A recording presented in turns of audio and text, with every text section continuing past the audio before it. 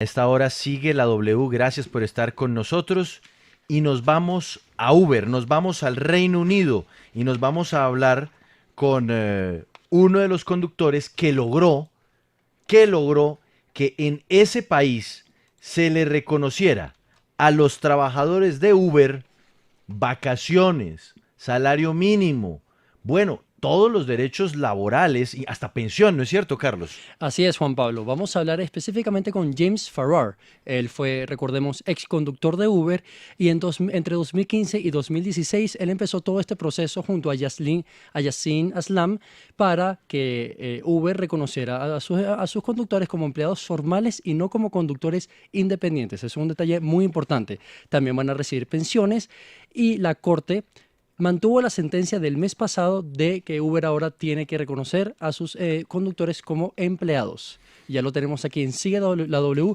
para que nos amplíe esta información. Bueno, pues la invitación es, como ya volvieron las plataformas, Andrea, a ver, yo reviso rápidamente aquí el Down Sí, Detector. ya está Sí, funcionando. ya, Volvió ya está todo, funcionando. volvió Entonces, todo. ¿Qué dicen? la invitación es para que usted se conecte a esta hora porque nos vamos a Uber en el Reino Unido. A partir de este momento, la radio se oye y se ve. Conéctese con el Facebook Live de W Radio Colombia. Sigue la W.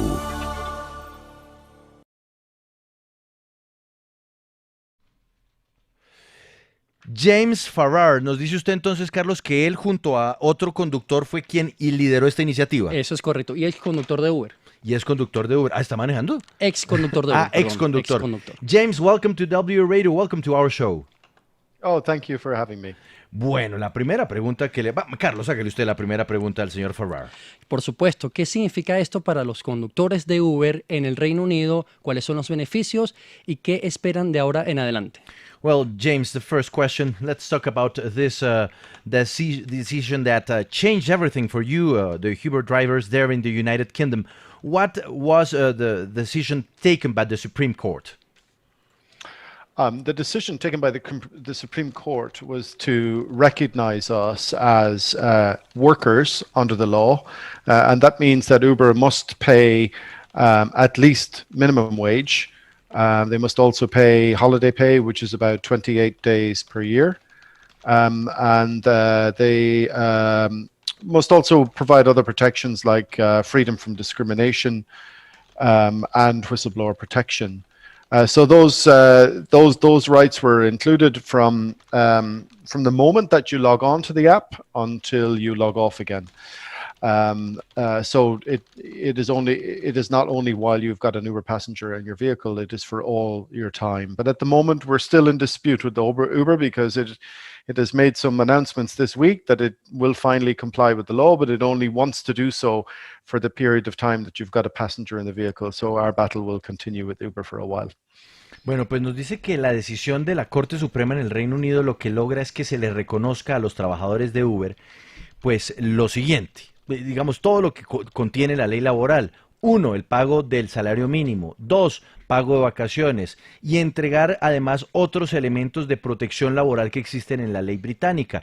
Por ejemplo, el de la protección contra la discriminación. Ahora, nos dice él que es muy importante señalar que la decisión de momento lo que implica es que desde el momento en el que ellos se conectan a la aplicación hasta cuando se desconectan, aplican todos estos beneficios y por eso hay una disputa aún con Uber en ese país porque ellos lo que quieren es que todos estos beneficios o todos estos derechos se les garanticen una vez se sube el pasajero al carro hasta cuando se baja el pasajero del carro, lo que por supuesto cambia las condiciones.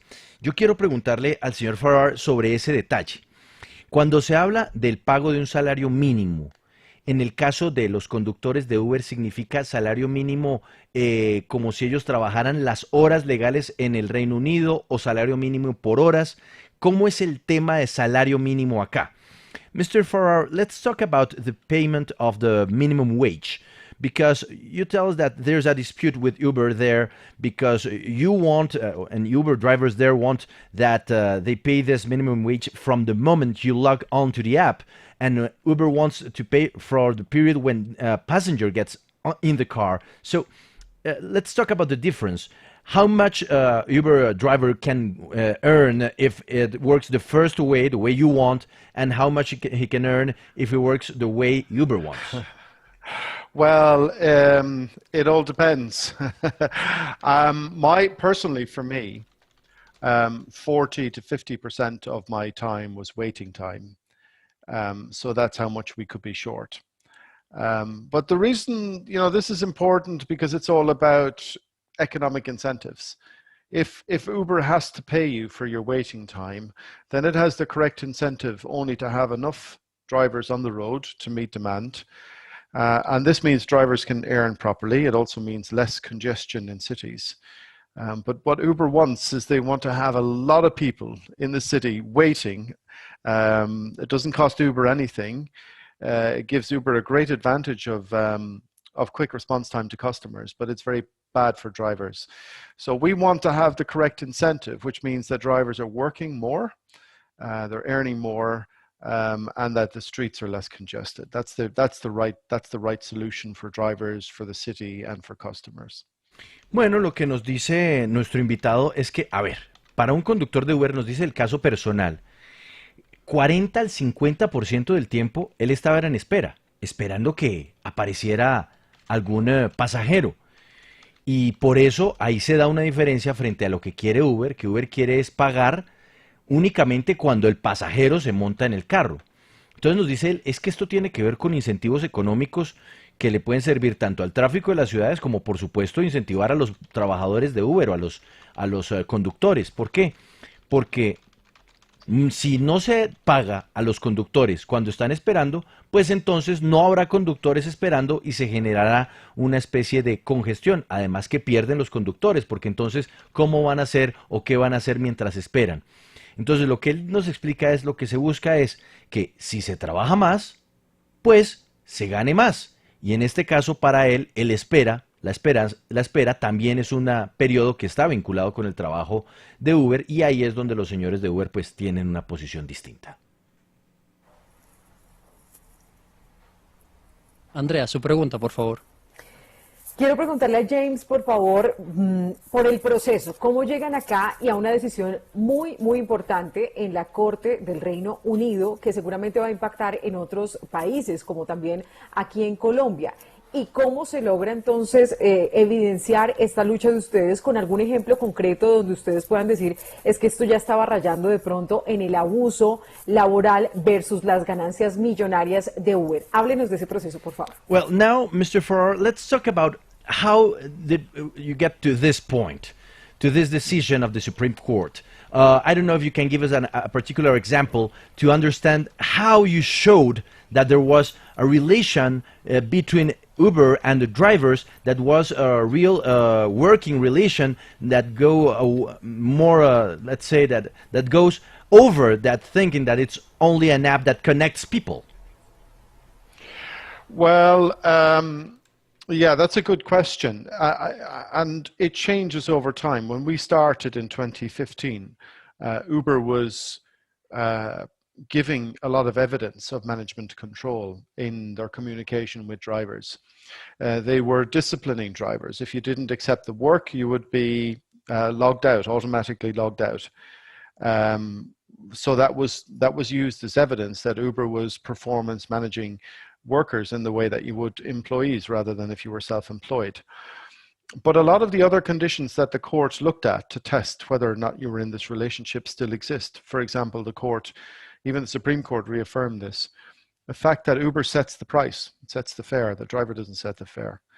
The fact that Uber suggests to you which routing to take is important. The fact that the driver will never know who the customer is and will never have a relationship with that of their own with that customer is another piece of evidence. This is Uber's customer, not your customer. Also, the fact that Uber took some responsibility for credit card fraud, so it didn't pass that risk to the driver, is also evidence that Uber understands that it is the transportation company. But also, what was important was the regulatory regime. And I don't know if this is the same in Colombia, but it's very important because the regulator, the licensing authorities, which is in our case was Transport for London, set some requirements for Uber in how it must manage drivers and the responsibilities it has as a customer. The Supreme Court said that really they were saying that because of the regulatory requirements, it was really very difficult for Uber ever to have anything other than an employment relationship with drivers. So I would say, in answer to your question, some of the control techniques that Uber used to do, it stopped doing, but the main ones were that it sets the price, it controls the customer, it negotiates the contract unilaterally, so there's no negotiation, you don't have a say in your contractual arrangement with Uber. It sets the routes, and there are regulatory requirements that say that Uber must be the transportation company and has certain responsibilities. All of these things put together was evidence that we were not free, we were not independent, that we were entirely dependent upon Uber, and Uber is the boss, and therefore we are workers. Bueno, pues nos dice, esto ha cambiado en el tiempo, pero él se vuelve hasta el año 2015, Andrea, y dice que además su pregunta es la clave. Porque desde ese entonces Uber ya estaba dando algunas pruebas o evidencias que demostraban que ellos tenían el control y la administración de todo. Por ejemplo, disciplinaba o castigaba a los conductores, por ejemplo, desconectándolos de la aplicación. Es decir, ellos tienen el control. Eso demostraba que eran más empleados que personas que estaban empleándose a sí mismas, o sea, trabajadores independientes. Uber es quien define el precio, la tarifa, no es el conductor ni tampoco el pasajero, lo cual demuestra que existe pues una relación de subordinación. Uber da las indicaciones de cuál es la ruta que hay que tomar. El conductor de Uber no sabe dónde está el pasajero hasta que Uber le señala dónde está el pasajero. Es decir, el pasajero en realidad es un usuario, o mejor, es un cliente de Uber. Uber es quien recibe el pago. Dicen que es para evitar fraude con las tarjetas, pero en realidad es quien recibe el pago y quien luego lo procesa. Nos dice él que estos son algunos de los elementos que forman parte del panorama de Uber en el Reino Unido, al cual se tiene que sumar el régimen regulatorio. Un régimen regulatorio que demuestra cómo existe una serie de responsabilidades que tienen que sostener los conductores, pero que la autoridad de tránsito de Londres se las daba era a Uber, no a los conductores. Entonces nos dice él, resumiendo, el precio, la relación con el usuario o con el cliente, los requerimientos regulatorios, todo esto que él nos resume, demuestran que existe una dependencia del conductor de Uber de la plataforma de Uber. Y por ende, si hay dependencia, pues existe una relación laboral que es la que termina demostrando el tribunal en el Reino Unido. Quiero recordarle a los oyentes que en el Facebook Live estamos viendo los videos en el momento que la Corte emitió su decisión y ganaron esta demanda. Ahí se ve a James Farrar a la izquierda y a la derecha se ve Yassin Aslam, que son los dos demandantes que llevaron esto a la Corte Suprema. Juan Pablo, la siguiente pregunta es que esto viene desde 2015, como ya el invitado nos dijo. ¿Cómo no se rindieron en todo el proceso? Son 6 largos años hasta que el mes pasado y ayer ratificaron la decisión. This process started in 2015, 6 years ago. How do you manage to resist all this time and wait all this time till you get this decision? Well, that's the difficult part. I mean, I think the most important thing is for us to be part of a trade union. We organize as a trade union, so it's very important when workers have no other power. It's just individual workers with not much money against a very big company that's Uber's market capitalization is $100 billion. So they certainly had all the money, but we had the people, which was really important. But I think it was also, we were patient and we were determined. We knew it was going to take a long time. We knew we would have to just take this slowly, not expect a quick result, but we knew that we would inevitably get there in the end. But I think there are 3 things that are really important for success with a company like this. I think number one is organizing on the ground. This is drivers working together on the ground, meeting regularly, working together, building a community of drivers. Hopefully in a trade union, but this is really important that drivers work together. The second bit is campaigning and communications. You know, we need to politicians, the media, they need to understand the problem. They need to understand the working conditions that we're trying to deal with. And that takes a lot of creativity in communication and campaigning, but you always have to keep your cause in the newspaper, on the media. You have to communicate consistently, clearly, and persistently. And then I think the third one is the litigation itself. You know, we have to proceed through the courts until the end. But, you know, we can't always expect the courts to solve all our problems. It's important also to build communications and to build solidarity amongst the workforce as well, to get a good solution in the end. Bueno, pues nos dice James Farrar que, bueno, el puntal clave, el haber creado un sindicato que los uniera, porque los trabajadores en solitario no tienen poder, en cambio unidos sí lo logran. Él nos dice, mire, Uber, estas grandes corporaciones tienen el dinero, pero el sindicato pues tiene la gente. Así que él dice que ese es uno de los temas claves, además de la paciencia y la determinación, porque de entrada ellos sabían que esto no iba a ser inmediato. Ahora nos dice 3 puntos. Número 1, organizarse. Organizarse, trabajar juntos, crear una comunidad de conductores y hacer este sindicato. 2, campañas y comunicaciones, es decir, empezar a llegar a los políticos, llegar a los medios de comunicación y que ellos entiendan cuál es la necesidad y la batalla por la cual estaban avanzando. En eso nos dice él, se necesita mucha creatividad. Y finalmente, el proceso judicial como tal, en donde nos decía él, de entrada ya sabían que iba a ser demorado, pero siempre se debe esperar que las cortes resuelvan el problema siempre y cuando el proceso de hacer campaña para que se entienda el dilema sea claro. Esos son los secretos. Pues lo felicitamos, James. Congratulations for you and all Uber drivers there in the United Kingdom. I think you're an example for everyone. Gracias. Muchas gracias. Bye bye. James Farrar le ganó a Uber, le ganaron a Uber, todos los conductores en el Reino Unido. ¿Y hoy día qué tienen? Derecho a salario, derecho a vacaciones, derecho a pensión. Andrea, esto se resume en una palabra: derechos laborales. Exactamente, y lo que va a pasar entonces en Colombia, que aunque Uber pues se fue, también está la regulación de las plataformas y seguramente este va a ser un precedente muy importante aquí en nuestro país. Muy interesante, regresamos, sigue la W. ¿La educación de tu hijo es una prioridad en el hogar?